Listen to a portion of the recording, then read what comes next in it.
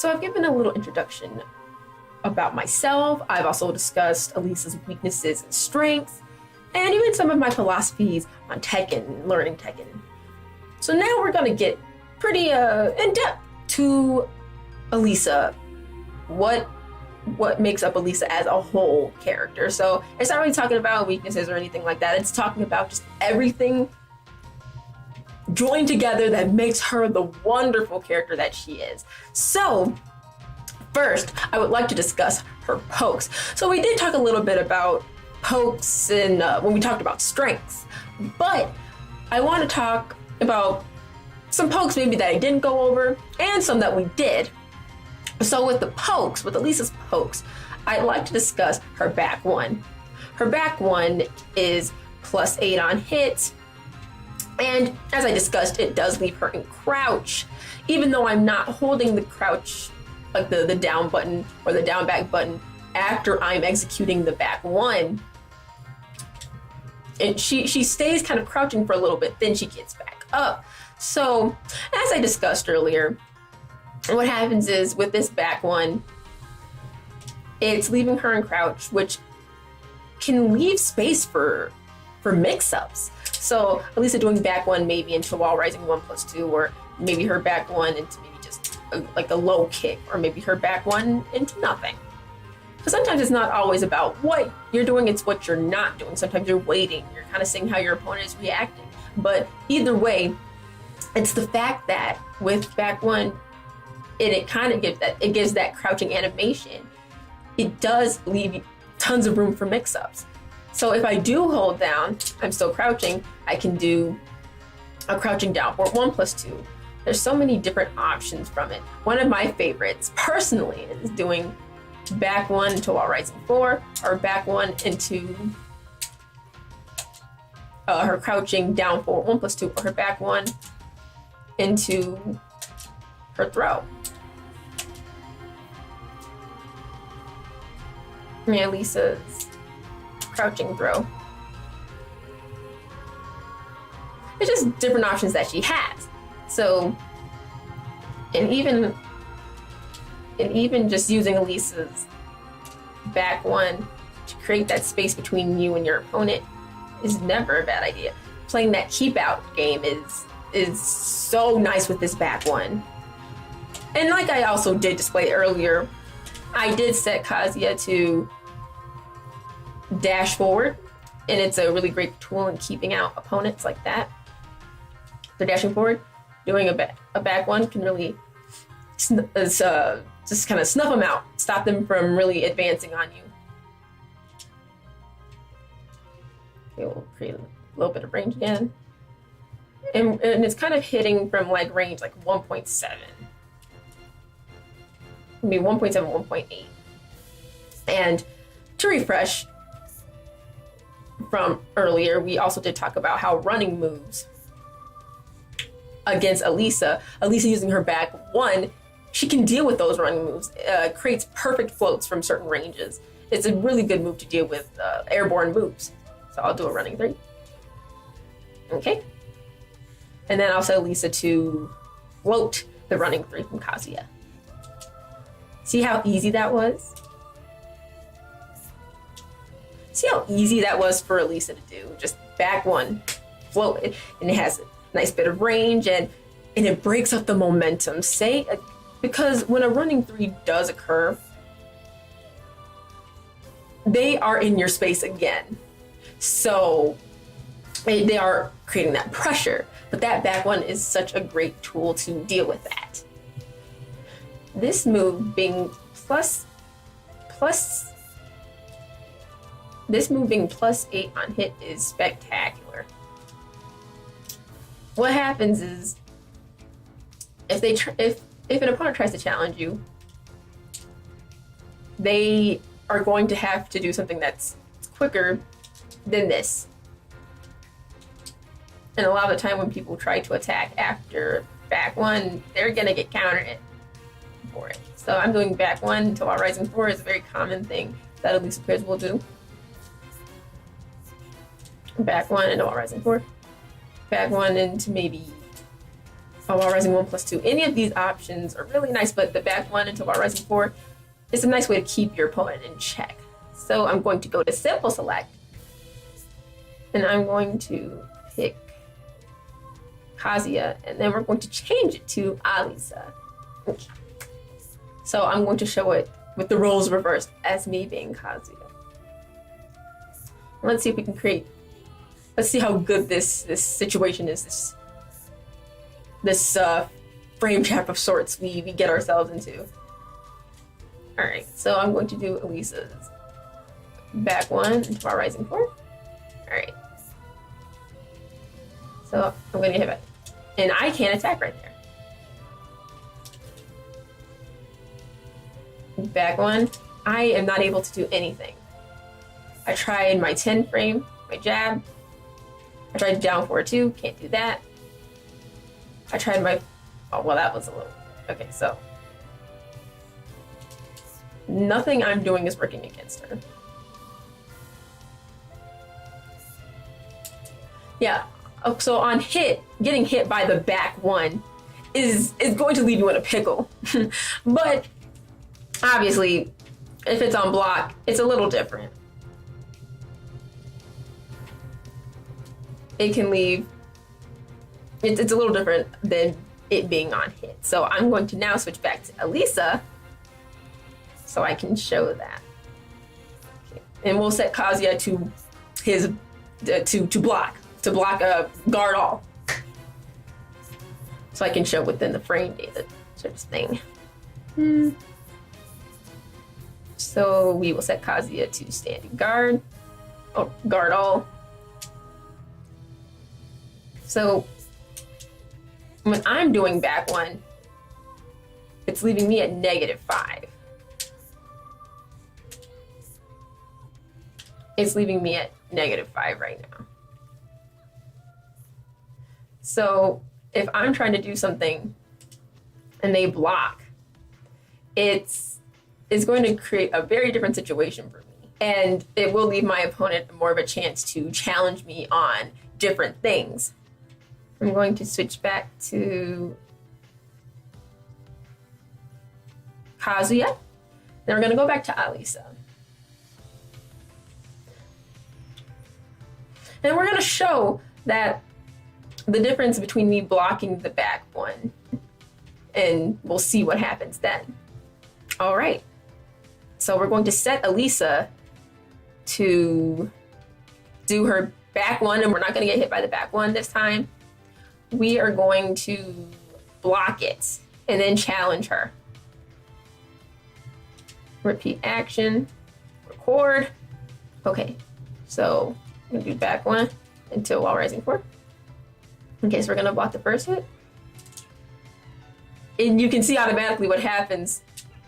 So I am +5 if I block this. And so if she tries to do something after that, I can challenge her. So I did a down forward 2 right there, interrupted her. She did it again. I interrupted with a 1-1-2. A lot of options are working. The down forward 2 and the 1-1-2 are two different things that are working against her. Because I'm +5, things being on hit and things being on block create way different opportunities, and it determines as you as the Alisa player what you need to look out for. Because if I'm doing back one and my opponent is blocking, like what's going on right here, and I'm trying to challenge every single time, even though they're blocking my back one, and I'm trying to do follow-ups after that, it can leave you, the Alisa player, in a very dangerous situation. So you need to really see where your opponent is attacking. Are they getting hit by the back one? Have you been conditioning them enough to get hit by the back one? Really paying attention to those things will really pay off for you and where you'll get your damage. One of my favorite pokes from Alisa is her down forward 1. Her down forward 1 is +5 on hit, and on block it is +6 for the opponent. I'm at -6 on block. It has a nice little bit of range, not too bad, but it's a little short. maybe like range 1, 1.2. Like 1.6, but it's got shorter range. But we'll talk about it more so on hit for right now. It's 13 frames, and it has a follow-up as well, which is her down forward 1-4. And it gives 27 damage when both hits connect. But for me, when I'm playing Alisa, a lot of the time it's not really like it's not always really the down forward 1 hitting all the time. It's more like the 4 is hitting.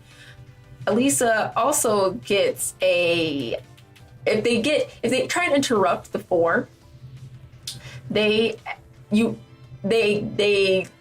on the ground, the opponent falls on the ground, and you get a follow-up move. You get a follow-up move, which is her down back 1+2. It's a grounded like rocket shot on the floor or the ground, which I will recreate. We'll set this to counter hit. And now I'll have the 4 hit. And you'll see the reaction that the opponent has, the animation that happens, and what we'll do afterwards. The grounded hit. Down for 1-4. Down back 1+2 is what we get right after. The down move, the grounded move. Yep. So doing it right after really quickly will help.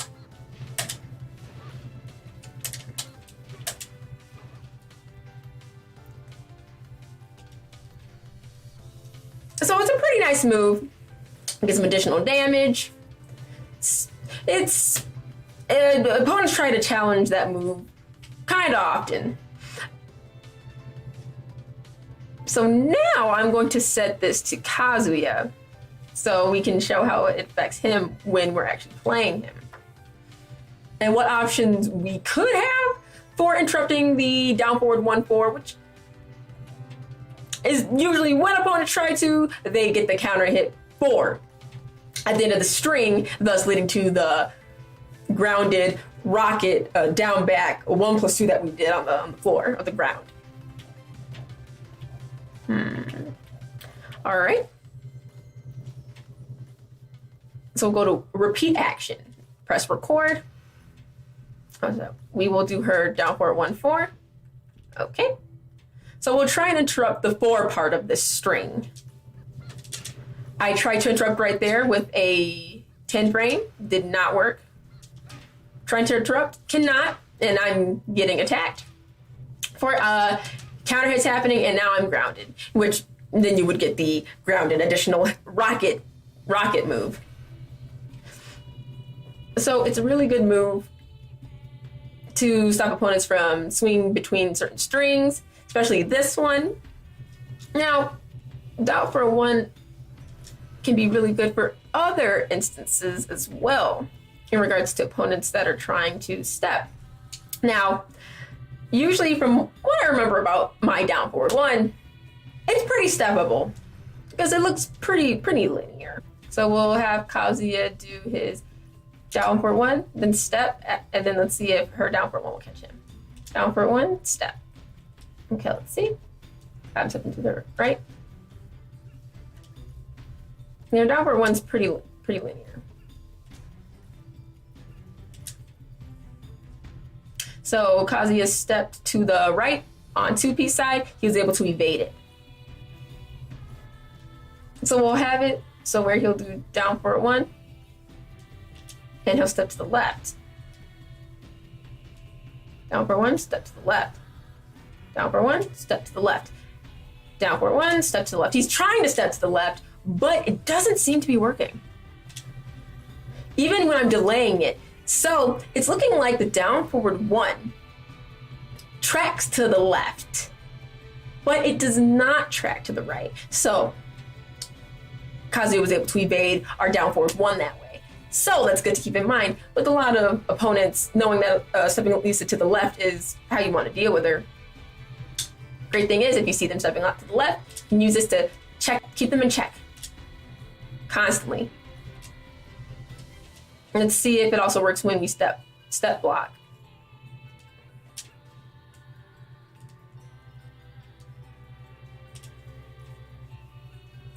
It's still catching him even though he's blocking, which is great. So it's still catching him though he's blocking. So it's still connecting with him. That's the great part. Though he is still blocking. And it's not like when we had Kazuya stepping to the right and he was completely evading our move. So that's a plus altogether. Down forward 1, also, a great thing about it is that on hit, it is +8. So the same properties as our back 1. Same thing as our back 1. So depending on how your opponent's trying to challenge you, you can get additional, you can get some additional hits depending on if they're trying to really challenge you. And that being, well, +5. It is +5 on hit. So since it's +5, using that, my apologies, it's +5. So it being +5 is great. Because depending on what your opponent's trying to do, you can get some additional damage for sure. So I'm going to do down forward 1 and then 1, 2. And then I will set it again to Kazuya. And then we'll set it to Alisa. And we'll show the roles reversed again. So we'll set Alisa to do her down forward 1.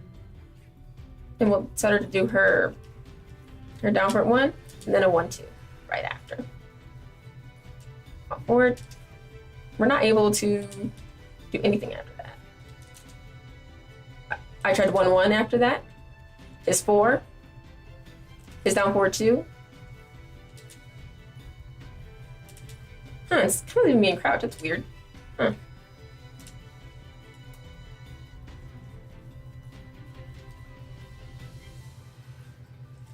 But now I'm going to show how her down forward 1 looks on block.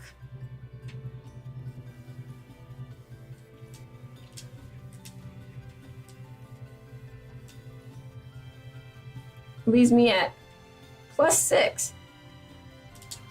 And automatically right after that I was able to get a down forward 2. Because I blocked first. Instead of getting hit by it. So, yet again, like what I showed before with that is, so these pokes, some of these pokes on block are very different than on hit. So it's always important to be aware of that. If you're getting these pokes on hit, a lot of these are +8, like between +5, +8. So that's great. So you can open them up a bit more, challenge them with different frames. But sometimes it's obvious that you have to be aware of what's going on because I blocked that down forward 1, I was able to snuff out her follow-up move with my down forward 2. Now let's see what Alisa's down forward 1-4 is on block. Because I like to use it on block sometimes.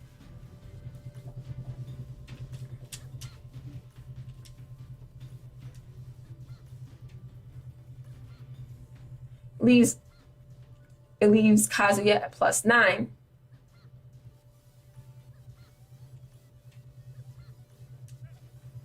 Let's do a follow-up for Alisa after this. Down forward 1, 4, and then we'll do 3. 4. Down forward. We're gonna block. Let's see if we can beat her out of this. Down forward 1, 4. Yeah, we're able to beat her out of it. But also, the startup frames on this it's the down forward 1 is 13, but the down forward 1, 4, the whole string together it's 26. 26 to 27 as it's showing right here. And of course, if I interrupt between that, then I get the counter hit, as you see, as I tried to do. So with down forward one is, the start on it is 13 frames. It is +5 on hit. It has a follow-up of down forward 1-4. Usually, but for the most part, when an opponent's trying to interrupt that down forward 1-4, then they try to interrupt between the 1 and the 4, they get counter hit, and then Alisa gets that grounded follow-up. The down forward 1 by itself is a great move for opponents that like to step a lot to the left. Down forward 1 steps, it tracks to the left, but it does not track to the right. We showed the situation with Kazuya stepping Alisa to the right, which completely, he was able to evade our whole down forward 1. So it's important to keep that in mind. We'll talk now about one of Alisa's pokes that's a kick, her down forward 4. On hit, she is +4, it's 12 frames, and it's got a nice little bit of range. I love this because I love how long her legs are and how it allows me to play that keep out game with this kick. So good. It leaves the opponent at -4. Now, I did also discuss this earlier on in her strengths in the pokes part, when I discussed her down forward 4 being very, very linear. So I'll recreate the situation. So yet again, I'll do like a 1-1 and then I'll step to the right. Now it does not track. It does not track at all. It can be stepped to the left and to the right against regular sized characters like this. You see right there, I did the 1-1. I tried to do down forward 4. He stepped me to the right. Now we are going to record the same situation, but having Kazuya step to the left. So 1-1. And then we stepped to the left.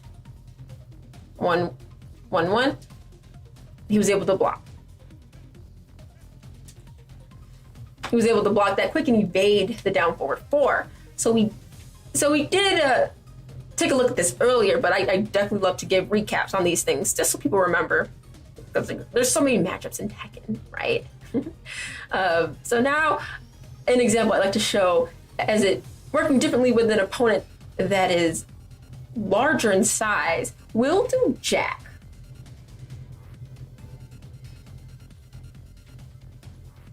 We'll do Jack 7 as our opponent this time to show how that down forward 4 has a different effect on bigger characters.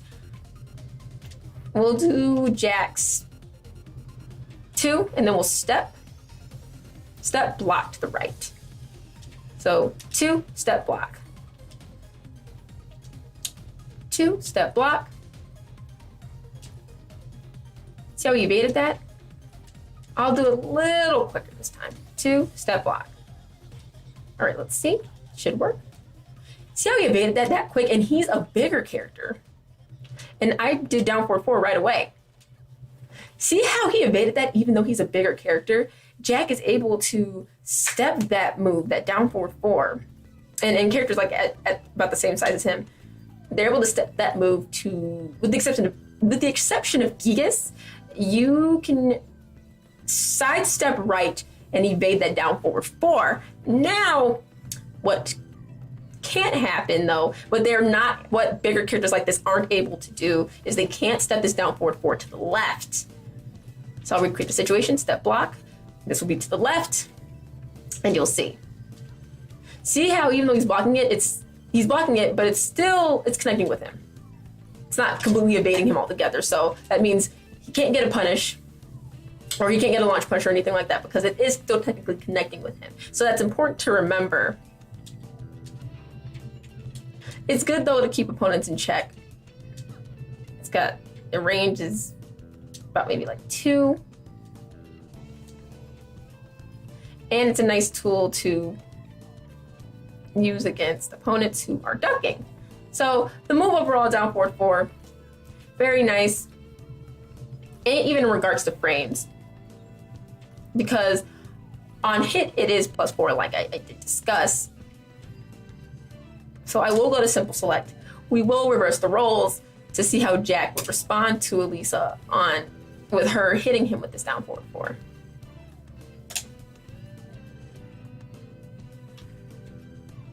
Especially since it's rather quick. Record. So we're gonna do her down forward 4, and then her 3. Her 4. Her 4. Oh, gotta hit. Yep. I got hit by the down forward 4. I tried to do forward 2, and I got a counter hit forward for it. Let's try another move. If I can't do my 2-1 on hit either. So we can do my power crush maybe. So the power crush does work, but power crushes are a little different in that regard. But yeah, so let's see what would happen on block. What is it on block? When it's on block, I'm at -7. Jack is +7. So let's see how it would change if I'm blocking first. I get forward 2 for that. Yeah, so when I block, it's very different. I'm able to deal with her mix-ups when I block first. If they're doing follow-ups after the down forward 4. So just a little extra information for that down forward 4 to use. So down forward 4 in itself, down forward 4 is +4 on hit. It's -4 for the opponent, so me challenging on hit is a little scary. Power Crush did seem to do wonders in that regard. It absorbed the follow-up of the down forward 4, which was her magic 4. Also, her down forward 4, it tracks to the left on bigger characters like Jack. And no matter which way he steps, that move will track on him. So to the left, the down forward 4 tracks, but to the right, even bigger characters like Jack can evade the move. So that is important to know, so that you don't find yourself getting stepped by a move you thought was supposed to hit, that was supposed to hit bigger characters like that. I think sometimes there's this notion that bigger characters can't step at all, when there are some characters that have a really good right step, or like a right side step, and they're able to deal with some of those options like better, depending on if they have to step to the right or not. And but characters like Ganryu, like when we set Alisa to do down forward 4 against Ganryu, he was able to step both ways. But that's just he has a very weird kind of design. Like his body, he is like a regular character, and his hitbox is just like that. Another one of Alisa's really good pokes is her down back 3 that we also mentioned before in her strengths.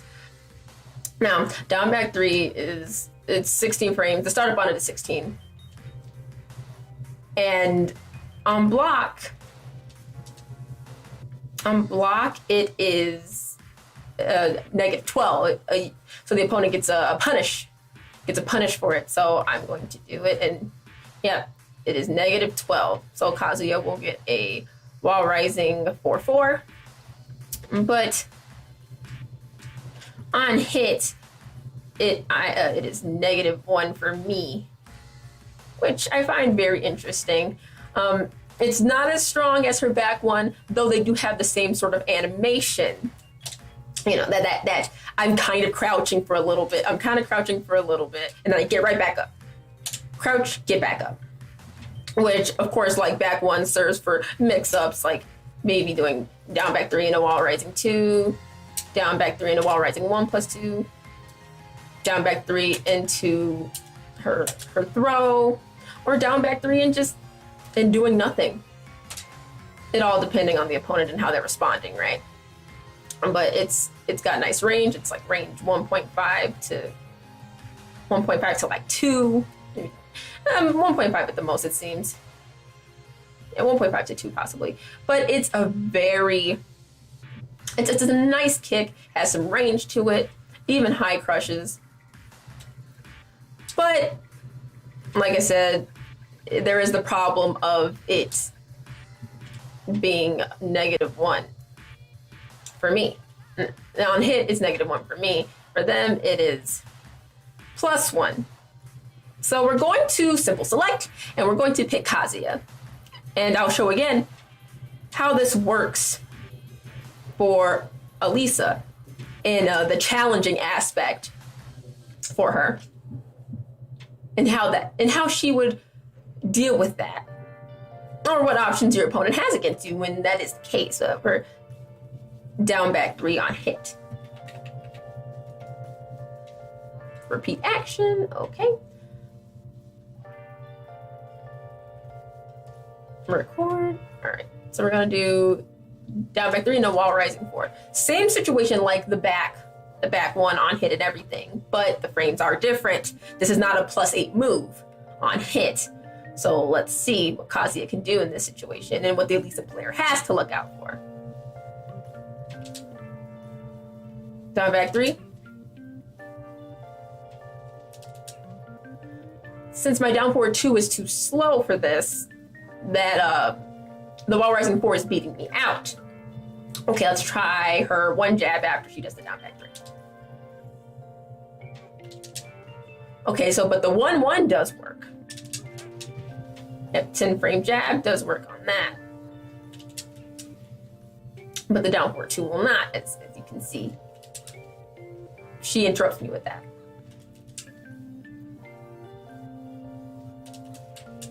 But my 1-1-2 is hitting her every single time. So it's just something for Alisa players to be aware of. And also on block, looking at this punish will be very important to remember as well. Kazuya gets that while rising 4-4. It's 29 damage, which is pretty dang nice. Not bad at all, but definitely something to be aware of. I will also show just some of the crushing properties that this move has. I'm going to go back to Alisa. Then we're going to go back to Kazuya, and I'll show that pretty well. Down back 3 is pretty nice. It's slightly evasive. So maybe I'll set Kazuya to do... That's a high? Okay, maybe I'll do down forward 4 into a jab. Down forward 4 into a jab. All right. Let's see how Alisa can deal with that.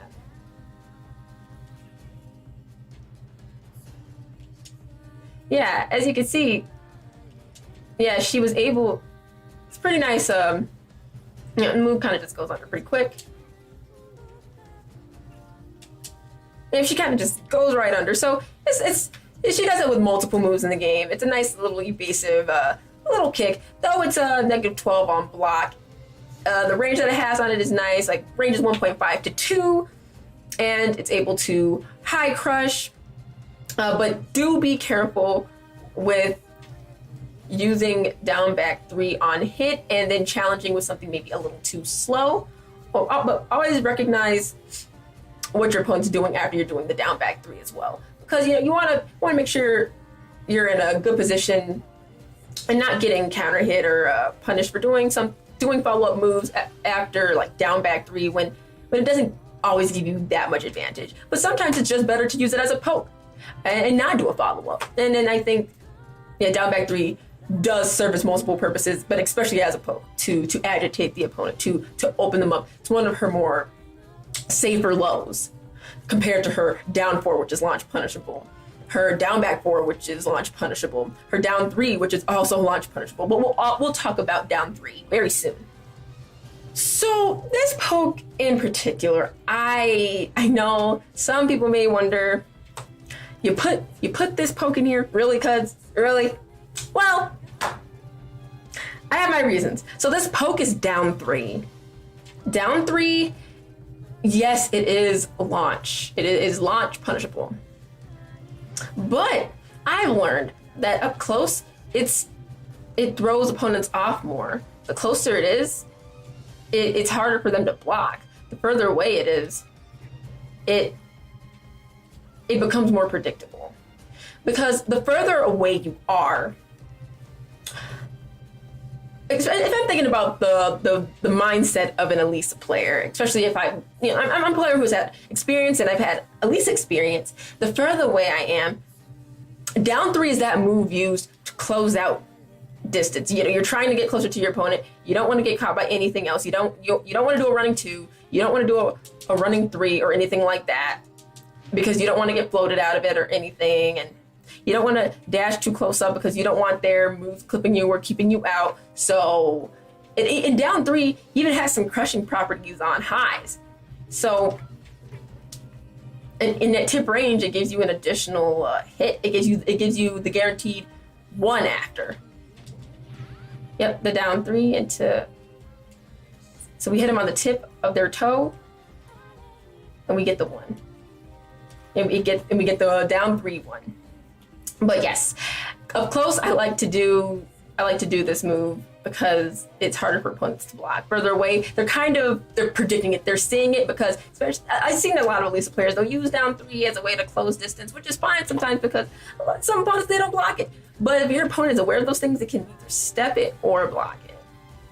And then when they're aware like that, you really have to be conscious of where you're placing this down 3, this lovely, lovely poke. So when I do get the down 3, on hit, at range 0,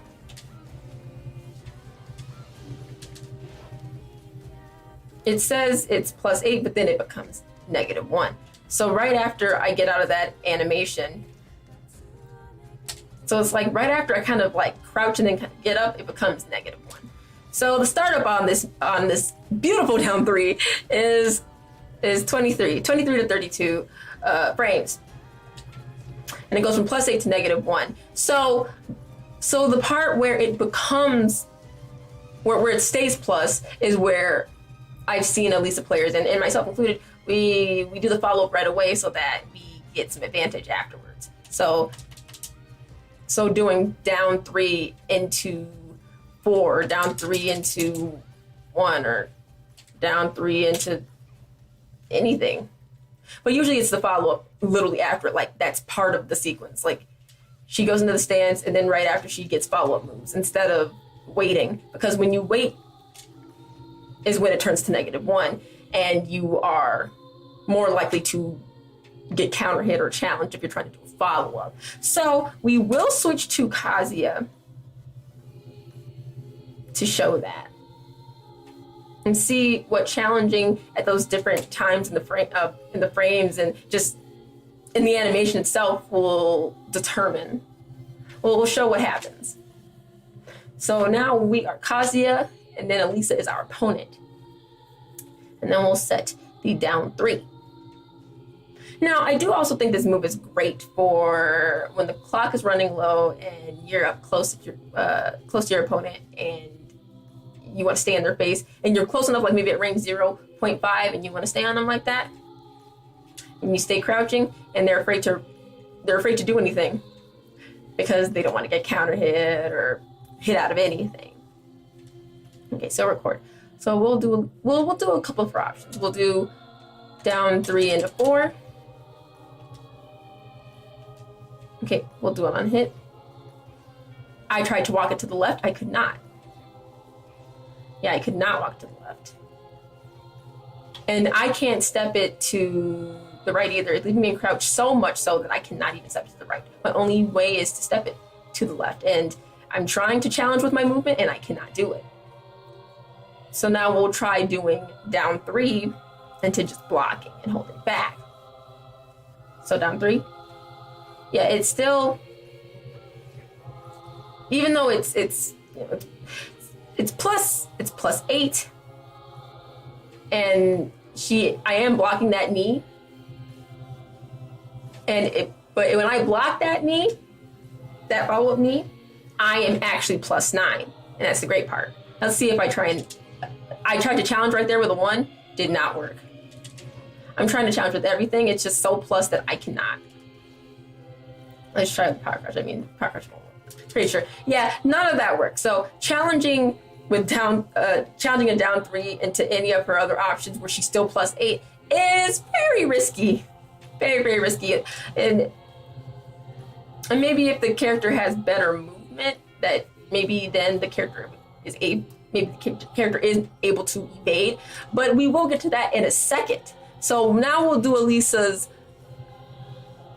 we'll do her down 3 into 1. I tried to interrupt with a wall rising 4 because it put me in crouch. Down 3 into 1. Okay. Down 3 and I tried to interrupt right there with the wall rising 1. Couldn't. Tried to interrupt with the wall rising 4. Could not. Let's just see if we can step. I cannot step it, but if I know it's coming.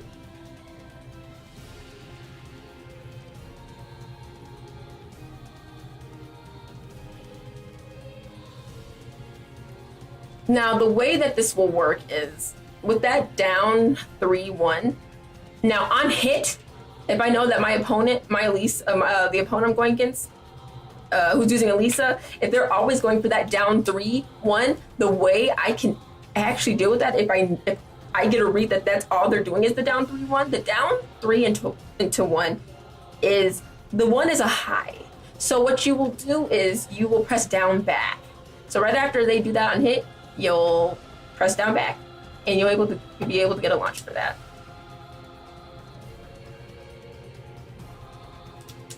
Yep, as you can see right there, we blocked. We did not block the down 3, but what we did was we held down back to evade the high, and then we got a punish for it. So that is enough. That's a way to deal with the down 3 into 1 on hit. And then we have her down 3 into 3. Down 3 into 3. I'm able to step this.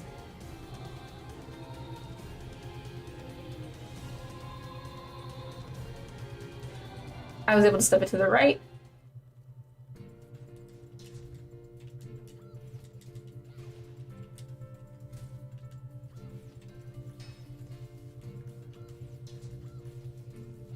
On 1P, I was able to step it to the left. Now, on 1P, when she's doing that down 3, I can't step. As you can see at the bottom, I'm pressing down to step to the right, and I'm not able to step or walk at all.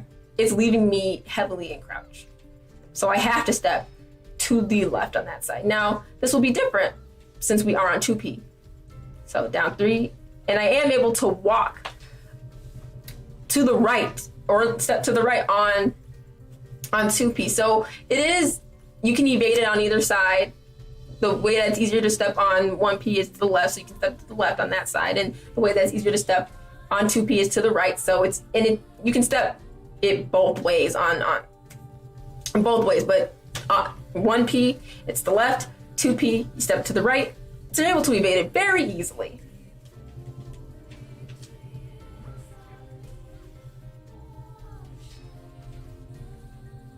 Now, if I try and interrupt this move, I get a wall rising 4 for it. I'm able to float her. I'm able to get her out of a lot of options from this. And that one was a trade. But this move is safe. It's -9. I was able to float with the wall rising 1 for that. I was able to float with the wall rising 4 for that. So you can also float her from these because the move that she's doing is slow enough that I can interrupt in the type of animation that it is. So that is a plus for the opponent. So for the Alisa player, you have to be aware of that. So sometimes doing down 3 will mean sometimes not doing the follow-up. Sometimes doing down 3 will mean that you're just doing down 3. And you're taking the damage where you can, and you're just seeing how the opponent is reacting instead of trying to challenge at certain points. Because if the opponent knows what they're doing, they can step some of the stuff. They can, if you're starting to do down 3 from far away, and it's just very good to be aware of where you're using this down 3. I will set Alisa to do down 3 from further.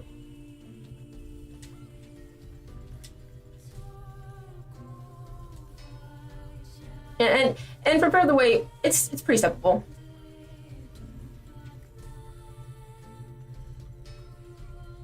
Yeah, that one kind of hit, but it's pretty walkable.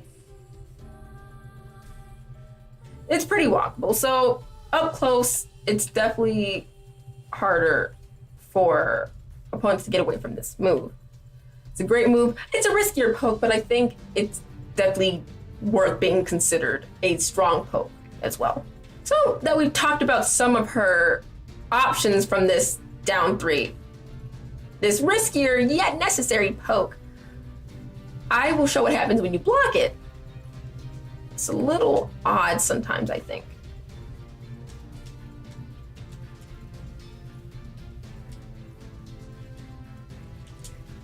It's saying that it's a punish for me. But I'm sure if you notice by the frame counter, the frame data at the bottom, even though it's saying for me it's a punish, it's saying that she's at -10 for it. But that's odd, right? Because you're seeing that it says punish right there. So I believe what's going on with that is it's because it's a follow-up. Like, because of the follow-ups that she has from it, it changes the types of frames on it. But we can apply it and see.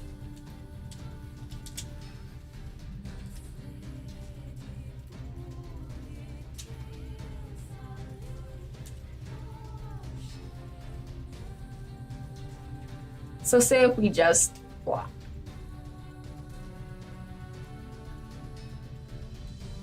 Down 3. Oh, down.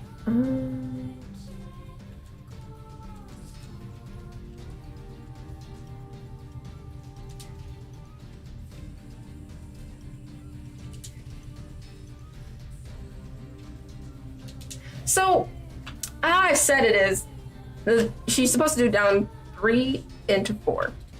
Because I'm blocking it, it doesn't matter what the follow-up is.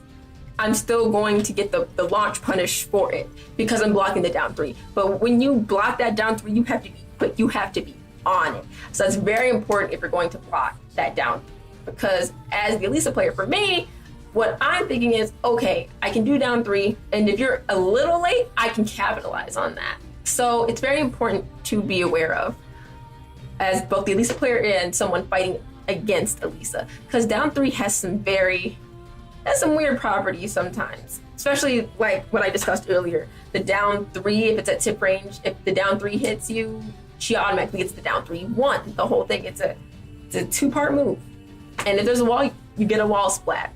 So, and that's just me discussing all of Alisa's, well, the pokes I think are very important for Alisa. I use them a lot. I think they're great. Some slightly have a little bit of a disadvantage at times, but overall I think they're very necessary, very useful. In Alisa's chainsaw stance, I'd like to talk about her one. Her one is -9 on block. I usually don't use it like this by itself. Usually it's an input error. But usually I will use this one after I do forward 1 plus 2.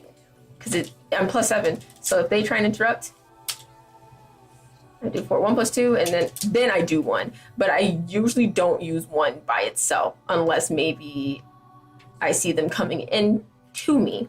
Or I see them trying to come into my space, trying to create pressure or offense. But yes, one is it's not too bad. It's slow. It's a little slow, slightly slow. It's a mid, and then it seems to turn into a high. But yeah, it's a mid. And let's see how Kazuya deals with this when you're on the receiving end of dealing with chainsaws. There are many of these chainsaw moves that you can actually step. So I definitely will be testing those and showing people. I feel like it's always important to show your options, whether you're going against the character or you are the character that we are studying, or you're using the character that we are studying. So we'll go to repeat action. All right. So we're going to go into chainsaw stance, and they're going to just do one by itself. All right.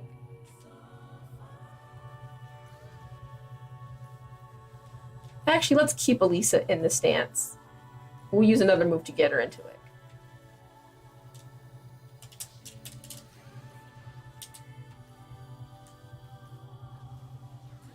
Now, yeah, so when she did a move into chainsaw and then we step, as you can see right away, we can step it pretty easily. When you step to the left, it's very easy for you to evade. But when you step to the right, it does look like you get a little clipped. And right there, we got hit by the whole thing. But then we got clipped a little bit right there. Let's try that again. Yeah, so to the right, it seems like it's a little more dangerous. Like once I go into stance, I have to do it right away. So stepping this way is a little more inconsistent, but it looks like I only get clipped a little bit at times. So that's a little inconsistent. Let's try step blocking. Yeah, even that is not always helpful right there. You have to walk it. You have to definitely walk it. But when I step to the left and I step block, it allows me to. So for this move, for chainsaw or DES1, if you're going to try and step it or walk it to the left. Walk it to the left on 1P. And if you're trying to walk it to the right, there's too inconsistent where you're either going to get clipped or you're going to eat the whole move. And for the Alisa player, if you're doing the move just flat out and you do the chainsaw 1, for the Kazuya player, they are +9. You are at -9. So I'll create a situation just so you understand where your frames are and knowing what to do.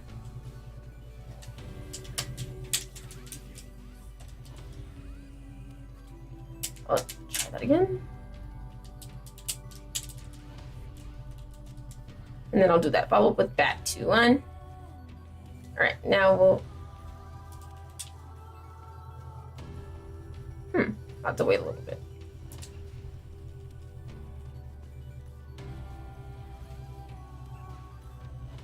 And right after that, because I did chainsaw 1, and then right after I did back 2-1, I got counter hit.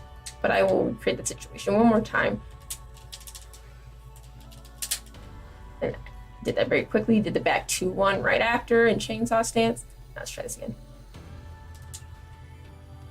And right when I tried to do the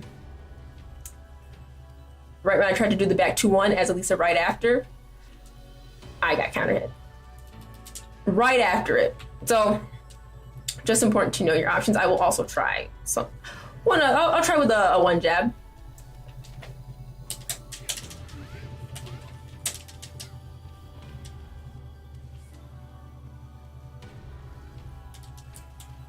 And so I can also hit her out of that as well. But yeah, that's just like 1 or 2 options. Not to say that there aren't options like going into 1 and then doing like the power crush, which you can, but I can probably still block after that too. So let's try that as well.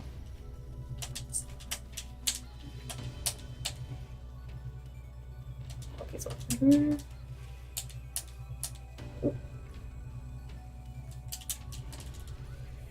then power crush. All right, let's see. I can still hit her out of that too, because I'm at -9.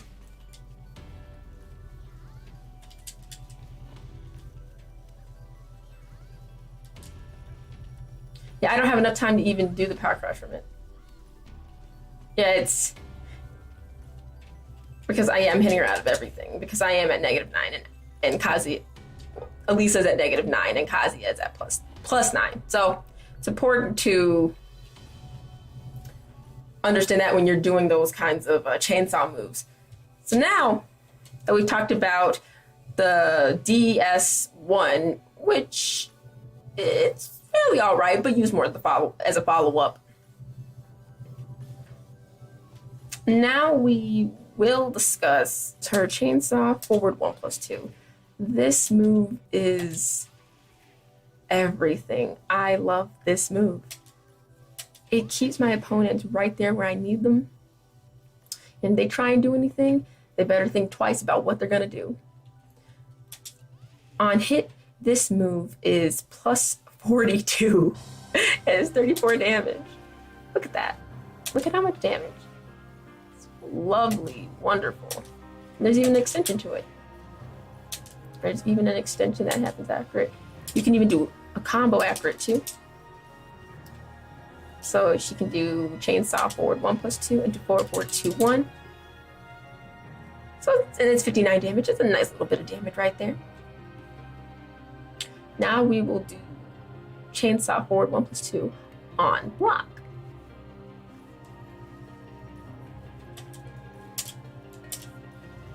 On block, I'm still at an advantage. I'm +7, whereas my opponent is -7.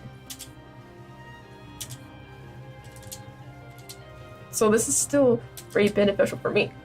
So even on block, what I like to do sometimes is, I'm like, okay, I do forward 1+2, you try and challenge me, I'm already +7, so +7, I'll challenge you again. Maybe I'll do chainsaw forward 1+2 into back 2. The startup on it is, for a split second it showed up, but I believe it's 23. And that's not bad, because depending on if your opponent's more like patient and isn't pressing as much, you can pressure them at the wall with this.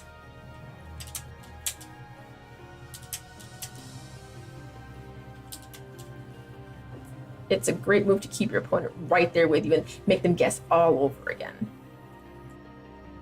Now, let's switch to Kazuya again. Go to Alisa. We'll set Alisa did the same thing that we just did.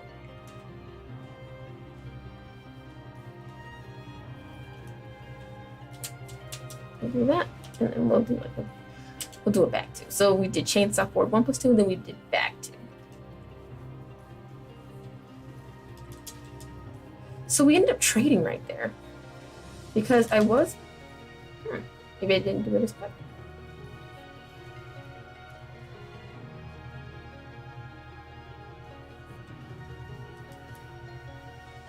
So I guess for me to interrupt after the chainsaw forward 1+2, I have to kind of mash out that 1-1 pretty quick now. And you know, my time frame is pretty dang fast. So let's try maybe a slower move. Now that does not work. I tried down 4-2, and that won't work. So, and if I'm trying to challenge an Alisa player after they do forward 1+2, then maybe a 1-1 might not be a bad option, but it depends on what they do. Let's try that one more time. So that definitely worked. Now, let's try another option.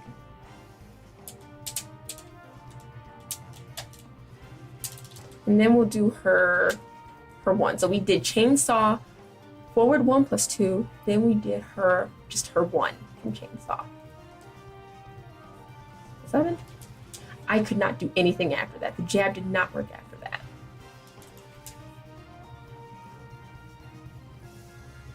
So then that leaves me there, and that's a very common Alisa setup, where you do chainsaw forward 1+2, then you do 1. because it stops, as we just saw here, it stopped my jab. I mashed it out, did not happen. Yeah, it was very, very quick. So, and yet again, like I stated earlier, in those types of situations, just probably the best option to block and look at how your opponent is, how the Alisa player is moving, what they're doing from chainsaw. Get a little distance between you and the Alisa player. Maybe try and do like the low poke. Get them out of stance as quickly as you can, but safe. Step blocking is not a bad option in those types of situations either.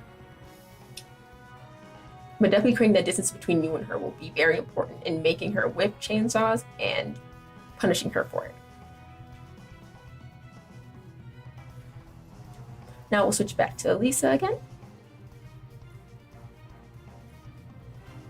And we're going to talk about one of her other chainsaw moves, which is her chainsaw up forward 1+2. I love this little move.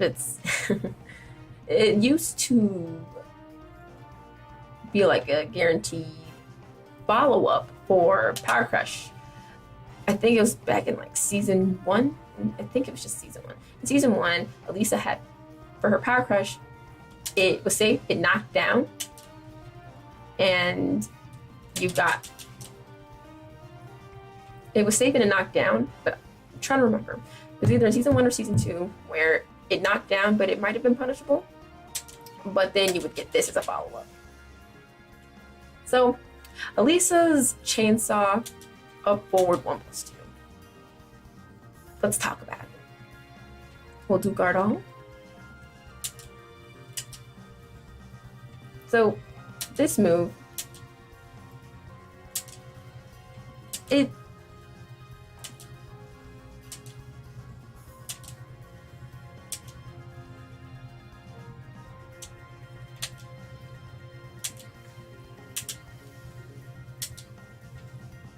So this move, startup frames on it, seems to be 1, and then it changes to 29. It's a little hard to see, but it's just 1 to 2, 1 to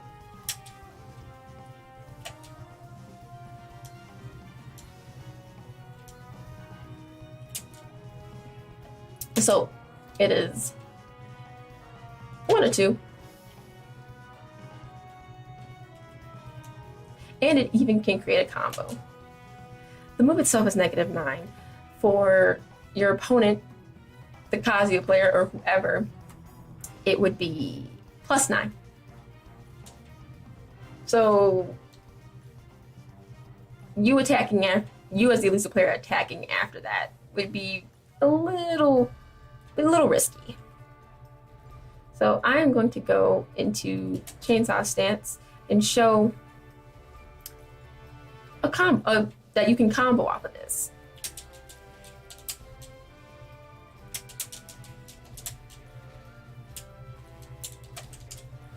Yeah, so you can combo off of this. So to get out of this stance, to get the combo, you have to do, I mash out up forward 1+2, 1+2 to get out of it.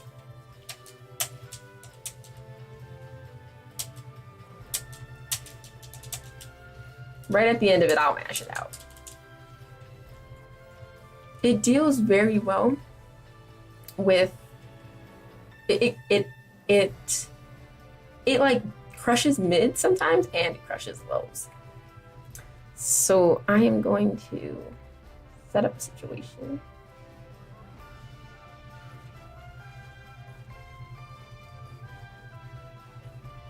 I will switch to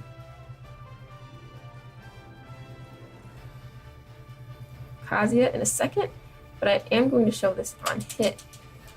This move on hit is +23, but of course, because I get the combo for that, we can get down for 1/1 after that. We'll do that again. So as you can see, there's tons of variations on that combo. It's even a floor break.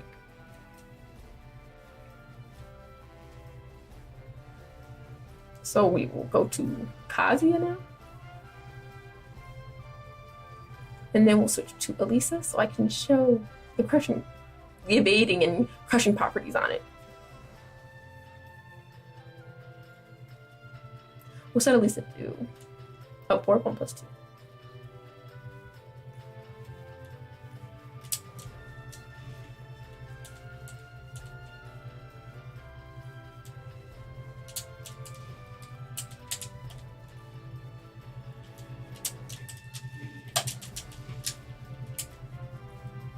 Let's see if I try. Challenge with a low. It's not working. That will not work. You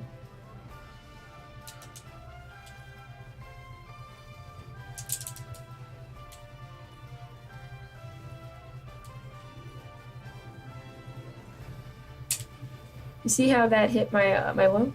Or if I try and do a down jab? Normally what I see is when people try and challenge with down jabs, this works very, very well. Or they try and do lows and they kind of delay it.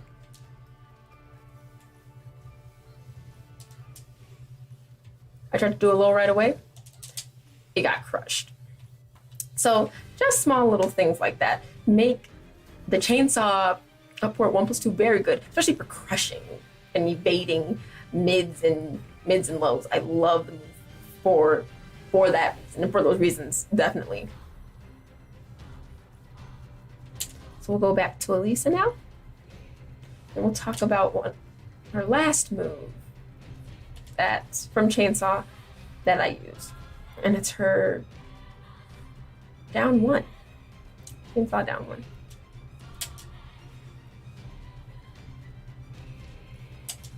I forgot to mention about this move that it has a nice bit of range. We'll go to this. We'll go to range like 3. It kind of hits from like range 3. It's a very long range move. So it can be used to your advantage. Especially in closing out distance on an opponent. So now to talk about Alisa's Chainsaw down 1. Chainsaw down 1.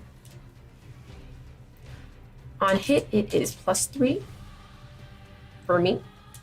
I get frame advantage, +3. It's -3 for my opponent.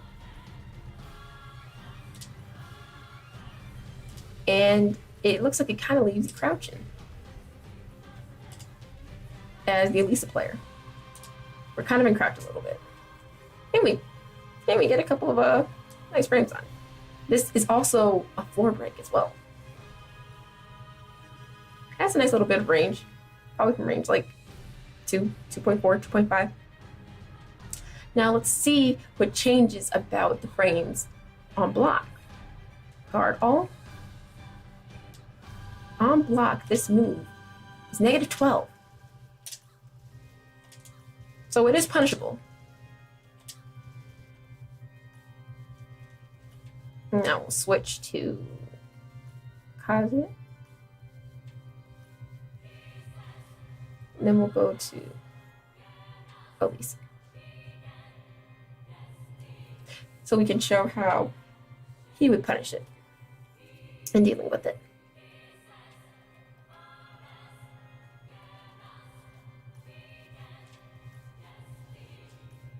Repeat action, record. So down 1, block, while rising 4/4.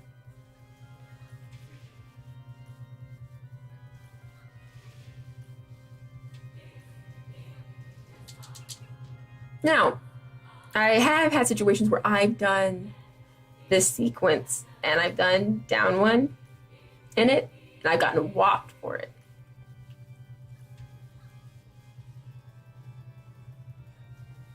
It is very walkable. To the left. Well, because as you can see to the right, I'm getting cut. And this has happened for a few of the moves that I've displayed and demonstrated here today. Better to walk that to the left. Now that may change when we switch sides. Still the left right there. So to the right we get clipped. Now let's see what happens when we get hit by the chainsaw down 1. We try to challenge afterwards.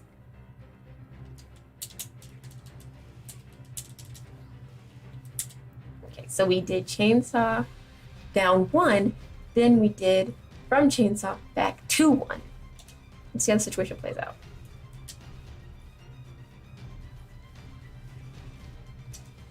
We were interrupted. Kind of put us on a weird axis, but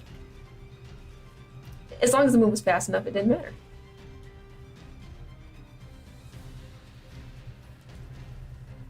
We could do a Raw Rising 1 from it, and we were able to do a Raw Rising 4 from it. Let's try down 1, into forward. Let's go down 1 and into 1. Let's try that.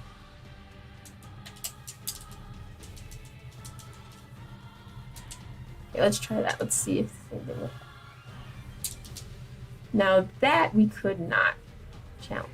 Let's see if we do the 4. The 4-4 did not connect. And it puts us off axis.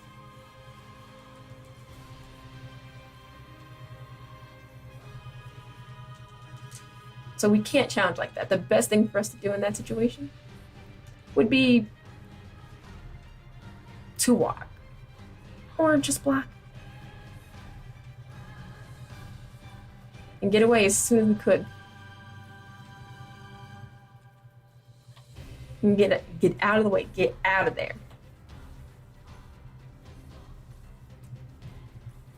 So, looking at all of Alisa's options, or most of her options from Chainsaw, she has some great options, some that leave her a little bit at a disadvantage. I haven't talked about her Power Crush from Chainsaw yet because I feel like that's something I want to save for something coming up in our discussion. But I definitely can't wait to talk more about that. And now you see why I adore this stance. It's one of my favorite stances. It gives her the damage that she needs, gives her tons of mix-ups that she needs, and it helps really break up the kind of pacing that her pokes can have at times. Next up on Alisa's stances list, is her backup stance, or her down back 1. I love down back 1. So evasive. And it leaves her crouching, but not for long. It's just like same as back 1 or down back 3 as we were talking about earlier. You can even keep her there. So first we have down back 1-1. Down back 1-1 is a high. Starter frames on it is 11 to 13. And it is plus 27 on hit because it sends them flying. So we'll set Kazuya to guard. It's plus 4 for us, for the Alisa players, which is pretty nice. Pretty nice. And for Kazuya, it's -4. Not sure why it's having him as crouching. It's interesting.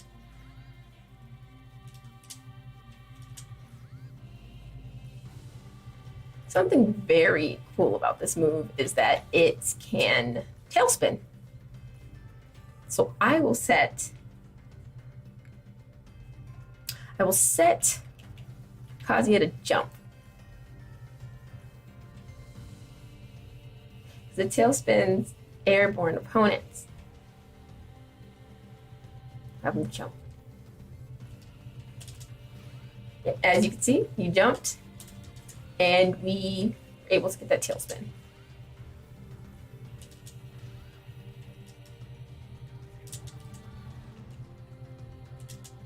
You'll find yourself in these weird situations where sometimes it'll hit. It even can wall splat, which is also very, very nice. Turn off that jump for Kazuya. Now let's see if Kazuya is able to step this move.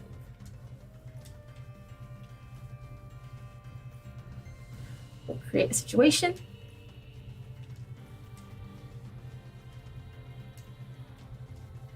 So I'll do my down for one and then step. Let's see if it catches. Okay, I do that. I did down back 1-1 and it caught him. Let's see if it catches him stepping the other way to the left.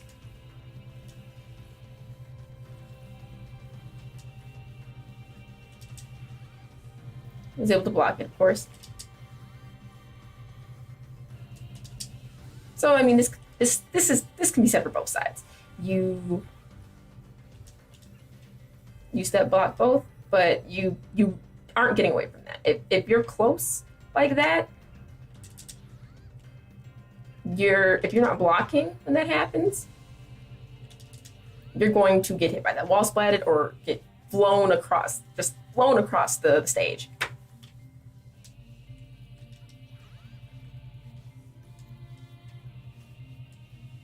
Put him back to standing guard. So down back 1-1 is +4. For Alisa, it's -4 for Kazuya or your opponent. The further away it is, it adds an additional frame to it. So a little bit further the little bit of stepping that we did when we went back a little bit, and then we did down back 1-1. It made it +5 and then -5 for Kazuya. So it's a little interesting little tidbit to know. So now we're going to talk about the evading properties of the move.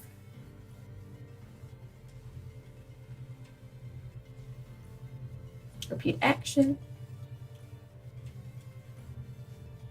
We'll have Kazuya do upward 1 and then 1-1. Maybe like 1-1. You see how it crushed that? Right away. Crush the high. It'll put us in crouch.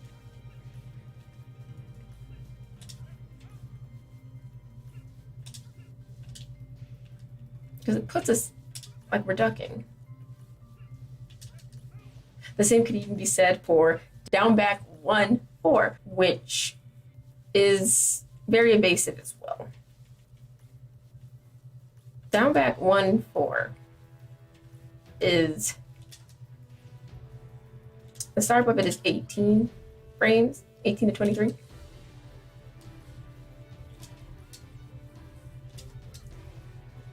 It is -9 on block. -9 on block. +9 for Kazuya. So I'm not doing anything after that. Like, my opponent would have advantage. It's very good in crushing highs. So we will set Kazuya to do the same thing here. Press record. We'll do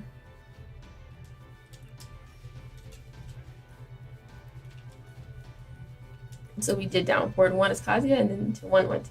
Let's see what happens.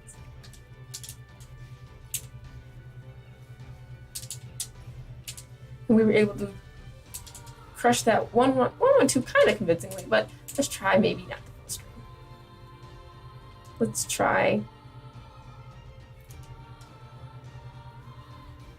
down back 2 into Uprising 4.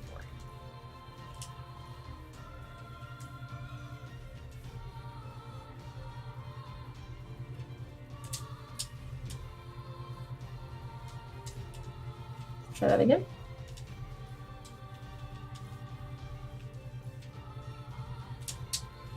And it went right under that. Went right under that move. Now, if we try to challenge with anything else, it'd be a little different. It wouldn't give us that launcher. It went right under. And that's a mid. That is a mid. So it's interesting. But because this move, because the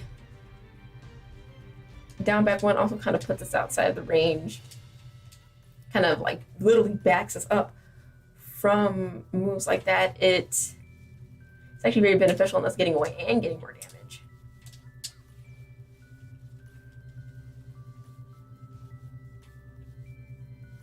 Now, like with anything, there is its flaws, and I will show those. For the move, the down back 1-4, and that it can be stepped and jabbed.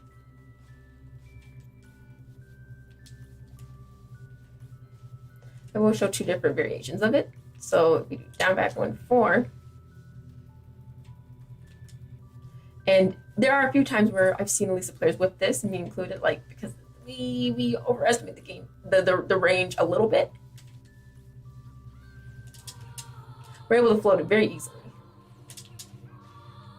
Or even just wait for her to whip the move. We can float her very easily. See how easy that is to just float her from that. Now, I will show that you can also step it too. And that was a step to the left. That was just a walk. Just an easy walk, and you get her whole back for it. Very linear. Very, very linear. And you get at least whole back for it. So this down back 1-4 is very good for crushing follow-up moves. It can evade mids, it can evade highs. It has some very good evasive crushing properties. However, the disadvantage is that it can whiff. When it is on whiff, your opponent can get a huge launch for it. They can even walk your whole back and get more damage for you whiffing. So in doing this move, it's important to kind of throw it out there when you see maybe your opponent using maybe a lot of highs, maybe certain mids from a certain range where you can use backup to do down back 1-4. So just recognizing that is super important, and not overusing the stance to the point where you find yourself getting launched for whipping a move like that. It's actually down back. I always find that down back 1-4 is really, really good for opponents that like to attack a lot with jabs, because Alisa can go under those, and a lot of jabs are mids and highs. Some lows, but a lot of them are mids and highs, and Alisa can just kind of scoop right under them. Now that we've gone over some of the other options of the backup series, like the down back 1-4 and the down back 1-1, I will talk about down back 1-3. I love down back 1-3.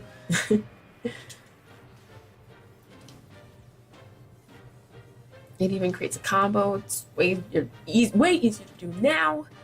And I'm going to set Kazuya to block just so we can see the properties of it.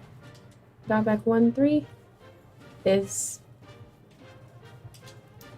-9 for Alisa, -9 for us, +9 for Kazuya. So right after that, if me trying to attack after that, it's just not the best option right there. You have to, it's one of those moves where you kind of do it to. I use the move to close distance, especially up close. It's a little harder for people to step, just like with down 3. But the great thing about this move, the down back 1-3, is that it's safe.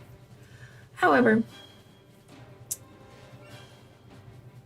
it can't be stepped.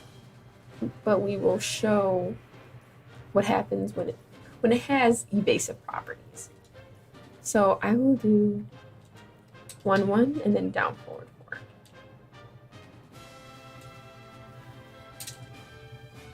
4.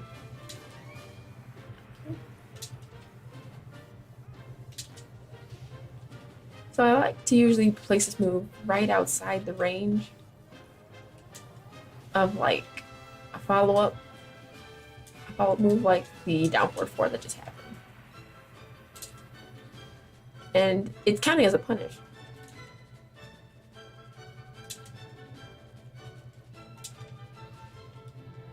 And if I'm close enough, it's counting right as a punish too. It works better with highs.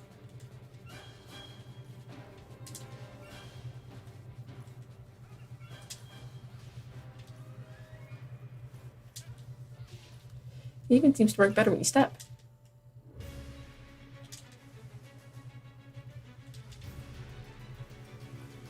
So now I'll do down for 1 and then 1 1. Down for 1 1 1. Down for 1 1 1.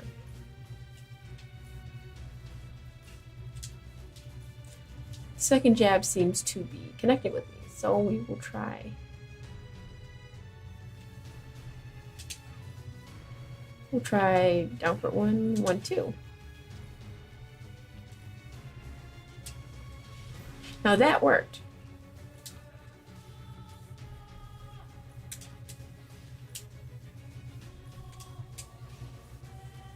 We got a nice little combo after that.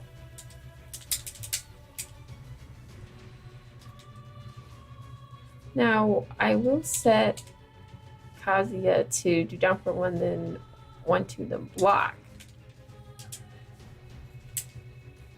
And see if it still registers. Still does. It is a punish.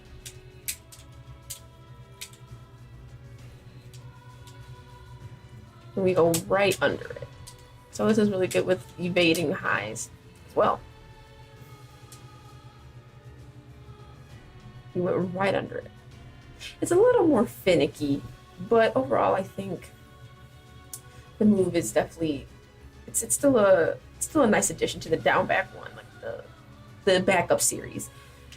I like to use this down back 1 3 a lot when I've conditioned my opponent with down 3. A lot of the time I've noticed when I do down 3, opponents mistake down 3, or like they'll be preparing for down 3 to block it. They mistake it for down back 1 3, down back 1 3. Yeah, they'll mistake it for that. So it's pretty awesome that that's the case, because I'm getting free damage. You're blocking right in my face. So that's a plus for me. Now I will set this to Kazuya versus Alisa again, so we can talk about some more of his ways of dealing with this. Just being on the receiving end of this yet again, it's going to be really important that we know how it's best to approach down back 1 3. Stand, and then we will set to repeat action, record. So we will do down back 1 3, and we'll show a couple of ways to get around this move. Back 1 3. See how easy that was to step? Both ways, left and right. Pretty simple. And from further away, it's still easier to walk. And you just step into it. And you can even float it.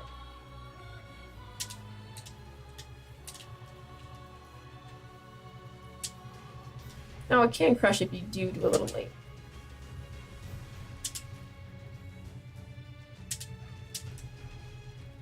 See how I floated that pretty quick? So shutting it down it's not hard to do. It's not hard to step on 1P to the left or the right. It's very linear. I'm going to put Alisa on the other side, and now we're going to do it on this side. Yeah, he's still able to step very convincingly. So one more time, to the left, to To the right. Yes, it's very simple for an opponent to just evade the move, but it is good in regards to being evasive and even with punishing moves that opponents are doing, or after you conditioned an opponent with like maybe a down 3 and then you do down back 1-3. A lot of the time there are opponents that won't step it, so that's not terrible at all, because if they're not stepping it, it brings you closer to them. So you're in their face, though you are at a frame disadvantage because you are, I believe you're -9. I will double check. As the Alisa player, you are at -9.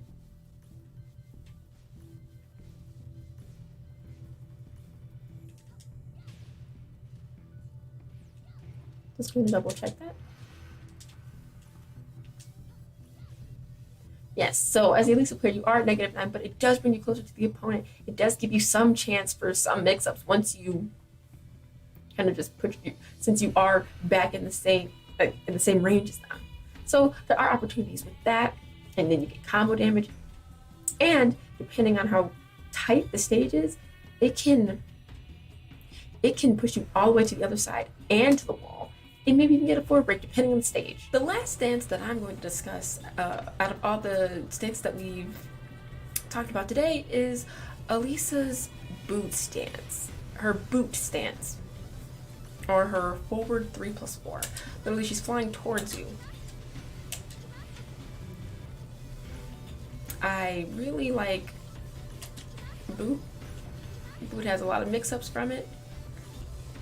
So, but I will discuss some of the ones that I find to be very useful, but not just useful, but I'll also discuss just like their strings, just because I feel like it's necessary to know. So, boot. Boot 1. Boot 1 on hit is just 0. It's just 0. So, there's no frame advantage for either of you.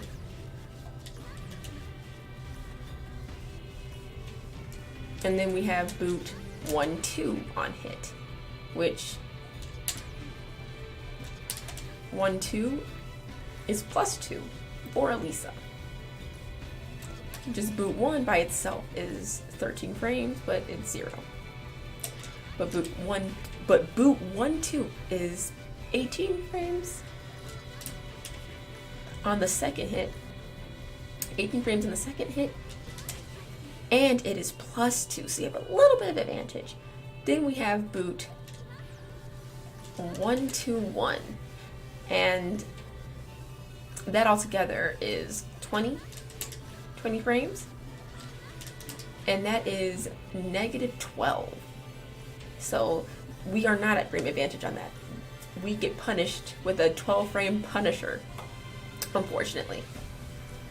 Personally for me, the way that I use boot, the only move from that I use from the moves we just discussed, from the punch sequences that I use, is boot 1-2. I'll show you why. We're gonna do standing guard, and then we'll do boot 1-2. It is safe. Boot 1-2 is safe. It catches opponents who duck as well, but we'll get to that.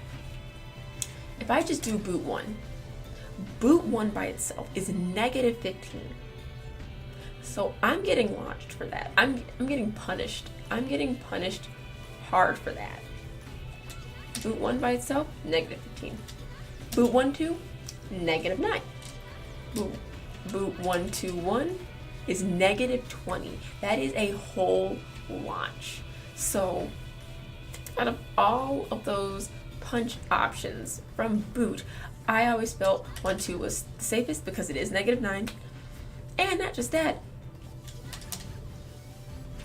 I can hit them even on block, even though it's -9, on hit it's +2.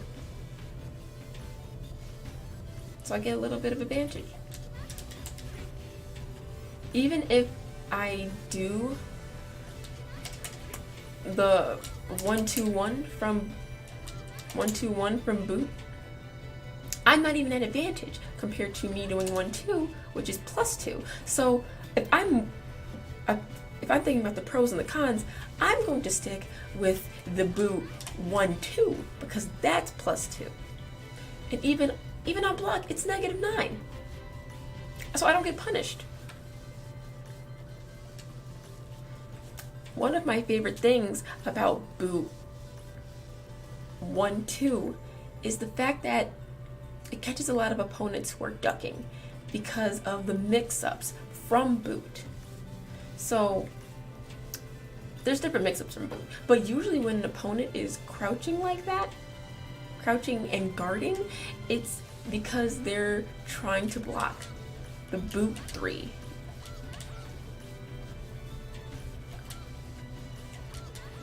Which is 14.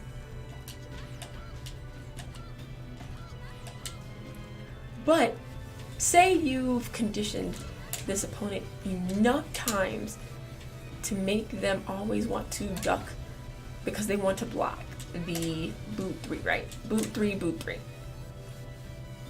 So then we start doing boot 1-2. What's it doing now? It is hitting them in crouch. So that is huge. You are literally showing your opponent that you're recognizing that they're ducking a lot. So what are you doing? You are creating mix-ups. These are mix-ups. And I love doing this mix-up, especially when my opponent can't step, depending on where we are at the wall or if we're in a corner. I love this. Another move that's really, really good from boot, and that is a great way to condition, is boot 2. Boot 2 is 16 frames. It says 16 to 27. Plus 24 on hit. Knocks them down. Now let's do guard. Standing guard. Now what changes? I'm more at a disadvantage when I do boot 2. And it leaves Kazuya at +8, at least my opponent at +8. So being aware of that is very, very important. So if I'm going to try and challenge something, it may not always be the best option if I'm at -8 and Kazuya's at +8. I have to pick and choose wisely what I want to do. Now, moves like that, moves like, you know, boot 3, boot 2, boot 1, boot 1-2, all that. These moves can be stepped, but it does become a little harder for opponents to step them when they are closer at times. I will go to simple select and we will pick Kazuya. And then we will pick Alisa as our opponent. And I'll show Kazuya just dealing with these boot options.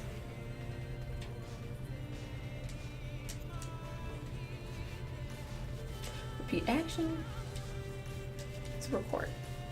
So here we have Alisa's 1.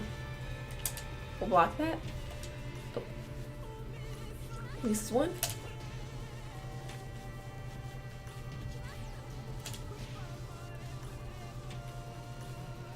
Because Alisa's 1 on block is -15.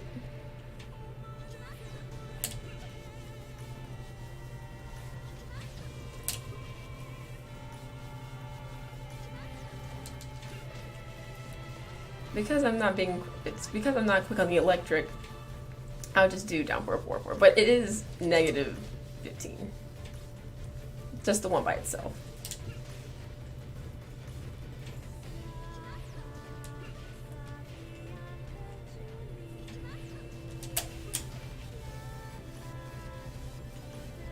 I mean, just the one by itself is -15. Let's punish it one more time. And then we'll do Alisa's 1-2 to show what happens when you just block. Yeah, it's safe. I can't do anything. There's no punish happening. But when I step it, As you can see, it's really easy to step.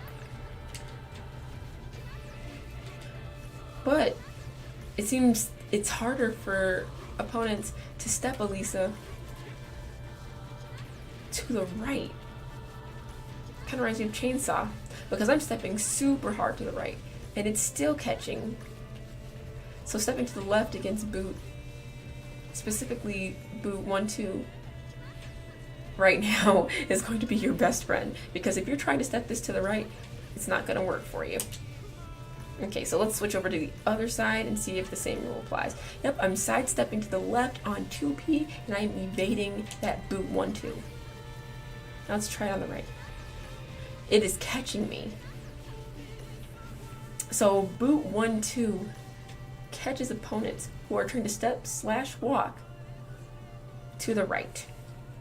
That is great to know. So now we'll switch over to the other side. And then we'll record Alisa doing boot 1-2-1. 1-2-1.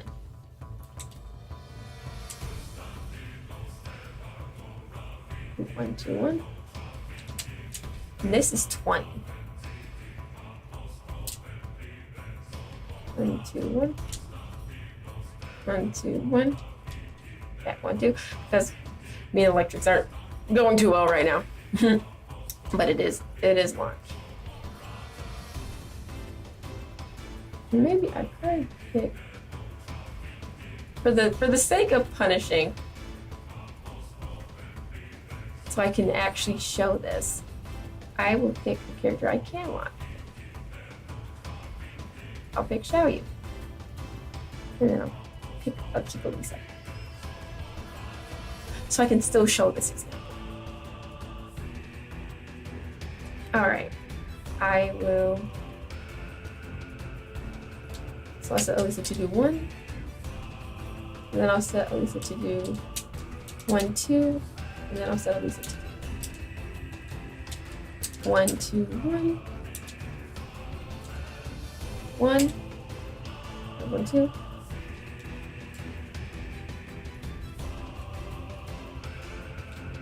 Turn these off. Okay, so we'll just do boot 1. It's a punish. It's a launch. That is 15, negative 15. And now we'll do boot 1-2. And that is safe.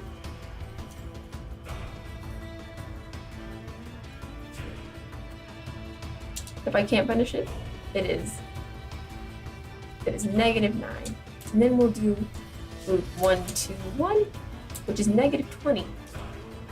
1-2-1 is negative 20. And we get a full launch. So that, as you can see, that's why I personally choose to use boot 1-2. Safe.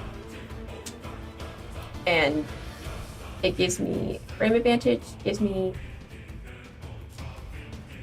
+2. +2 on hit.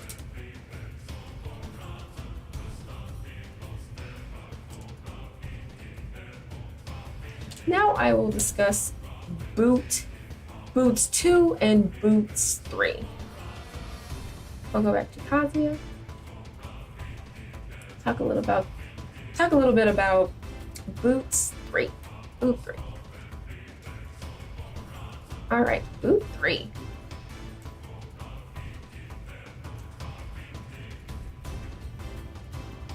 We'll go to repeat action, then we'll go to record. Boot 3. It's a great low, high crushes, and it is a combo on counter hit. It's negative 14 on block, +4 on hit.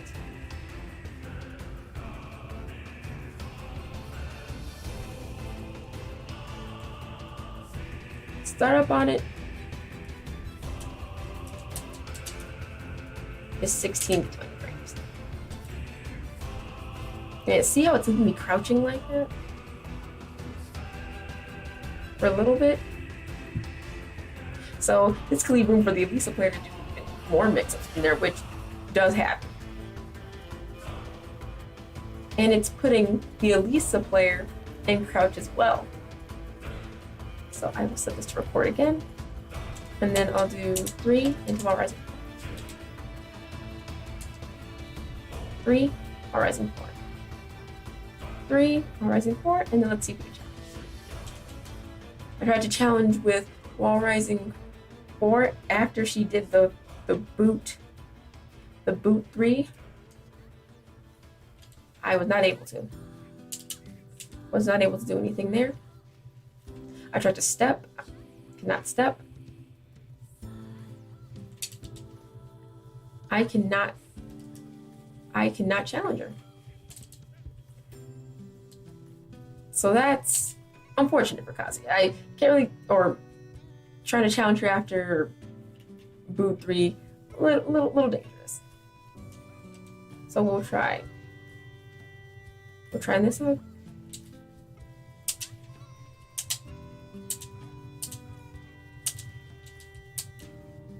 So we'll go on this side.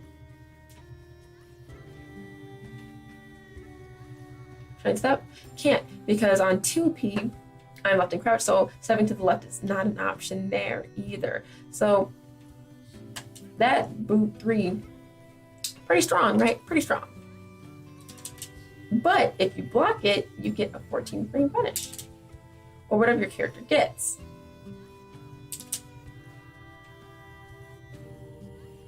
And Kazuya has his 13 frame, saying, well, 13 to 14 frame twin pistons. So he's able to launch, which is great. So if your opponent, if you're going against Alisa, and they throw out that boot 3, be prepared. Know what you have. And for example, Kazuya does have the twin pistons, which is really great. Alisa has while rising 1-2 to punish her own boot 3, which is great as well. So now we're going to talk a little bit about Alisa's boot 2. Boot 2. Boot 2. I love this move. It's a great way to close distance. Boot in general is just a great way to close distance.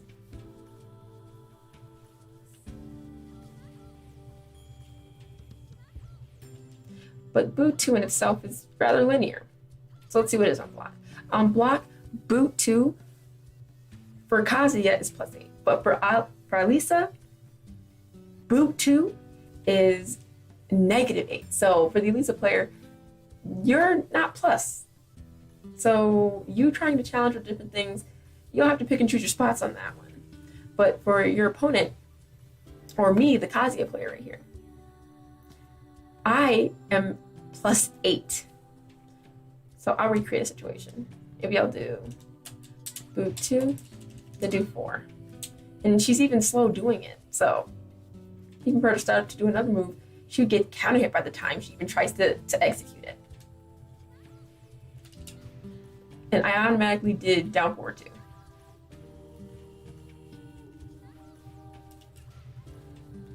And as you can see, because I have frame advantage after that Y2 or that boot 2, it's important to know who has advantage in that situation and when you should swing and when you shouldn't, or when to be more leery of swinging.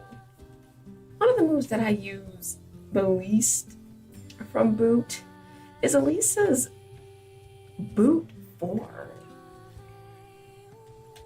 This, her boot 4. Her boot 4. One of the reasons why I don't use it so much is because it's launch punishable. Launch punishable, and I feel like it's not worth the risk. But you know, sometimes it is. Sometimes it is. Sometimes it is worth the risk, because depending on, maybe you've conditioned your opponent, as a Alisa player, you've conditioned your opponent enough, like we talked about before, you've conditioned them enough to get your opponent to duck a lot. So maybe you condition them enough to the point where you launch them for crouching. Maybe maybe your opponent's getting hit by too many down back threes. Maybe they're getting hit by too many lows, and you're like, okay, I have you conditioned. I'm going to do boot 4. I've seen it happen before. I saw it happen, and I forgot which tournament, but it was peeling again against Obscure. Obscure, I'm sure maybe he had conditioned peeling up to that point with maybe a few lows. Maybe he was doing boot 3s, and then he finally did boot 4, and it hit him. I assume that's probably what happened, because I saw the clip and I was surprised out of my mind. So okay, I will order Alisa to do boot 4. Okay, and as you can see, it hits me crouching. And it gives you a full combo.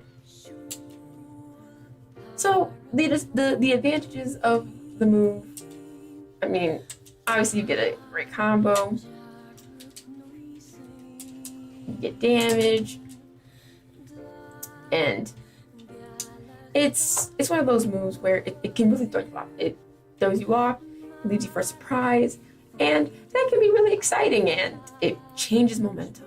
It changes the momentum of the fight, because nobody really expects Alisa's to just throw out boot 4. Well, not the ones I've seen, but doesn't mean it's not great for a wow factor, because it can surprise and throw your opponent off. They don't expect it. Sometimes it's about throwing out what people don't expect. But I will show how this move can be stepped, because it's quite linear. Yeah, as I'm showing, it's pretty linear. You can even float this move.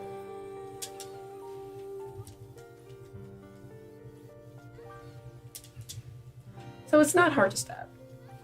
But in the heat of things, it's a lot of the time it's more likely that maybe your opponent is going to duck your boot 4, or maybe the opponent's just gonna block it. Because opponents, they freeze, you get them in a tight situation and sometimes they just freeze. So though I don't use boot 4 that often, I don't think it's terrible to use, but you can't use it all the time, because then it would be more predictable. I think it's important to pick and choose your spots. It's all based on conditioning. Obviously, it's based on conditioning. So blocking this, and even boot 4 in itself is 18 and 19 frames. So it's even rather slow, but I think it can be beneficial in scrambles and mix-ups.